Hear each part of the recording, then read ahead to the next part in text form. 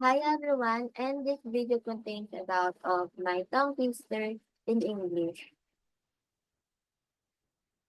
Can you can a can of ham? Can you can a can of ham? Can you can a can of ham? Can you can a can of ham? My second tongue twister po, she shall, by the seashore. She shall,